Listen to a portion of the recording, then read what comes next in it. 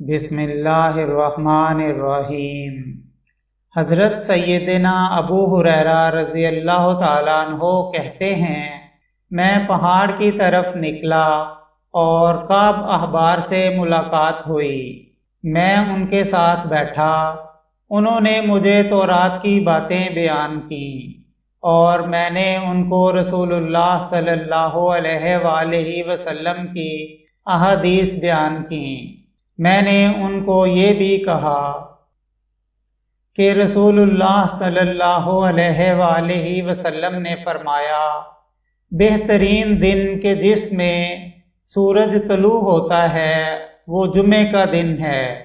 اس میں آدم علیہ السلام پیدا ہوئے، اسی میں زمین پر اتارے گئے، اسی دن ان کی توبہ قبول ہوئی اور وہ اسی دن فوت ہوئے اور اسی دن میں قیامت قائم ہوگی۔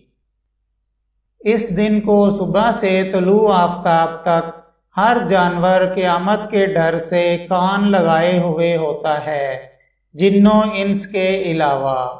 اس دن میں ایک ایسی گھڑی ہے کہ جو مسلمان اس میں اللہ تعالیٰ سے جو دعا کرتا ہے وہ اسے عطا کر دیتا ہے۔ کعب نے کہا، یہ گھڑی سال میں ایک مرتبہ ہوتی ہے۔ میں نے کہا، یہ تو ہر جمعہ کو ہوتی ہے۔ پھر کعب نے تورات پڑھی اور کہا، رسول اللہ صلی اللہ علیہ وآلہ وسلم نے سچ فرمایا ہے، یہ واقعی ہر جمعہ کو ہوتی ہے۔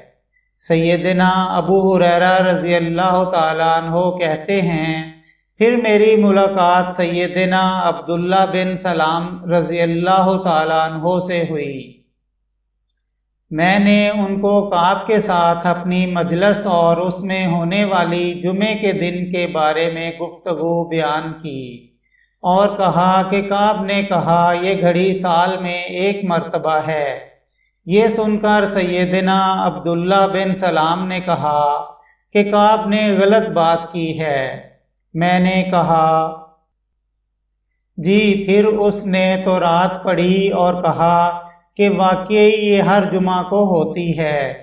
یہ سن کر انہوں نے کہا، کعب نے سچ کہا۔